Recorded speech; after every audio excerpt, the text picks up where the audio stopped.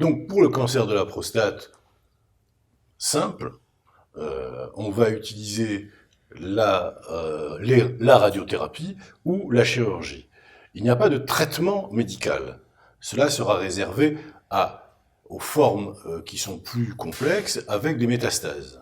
Alors, oui et non. C'est-à-dire que les formes avec des métastases, on associe systématiquement des traitements par médicaments.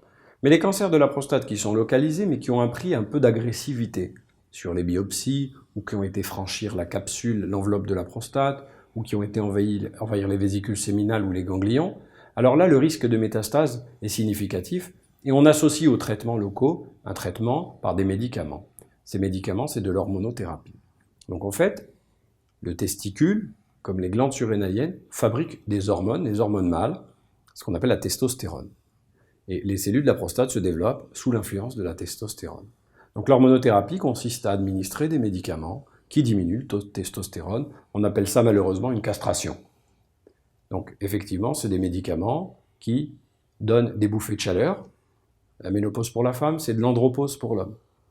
Et puis, une dysfonction érectile. Donc c'est souvent pas apprécié, mais ça permet de diminuer le risque de métastase. Et on peut associer, chez des patients qui n'ont pas de cancer métastatique, de la radiothérapie, de l'hormonothérapie, de la chirurgie, de l'hormonothérapie, pour arriver à optimiser les résultats. Mais en ayant une surveillance, bien entendu, de cette andropause, des os, de la fonction érectile, du bien-être, des fonctions cardiovasculaires, parce qu'il peut y avoir des troubles métaboliques et qu'il faut encore là aussi une prise en charge très globale.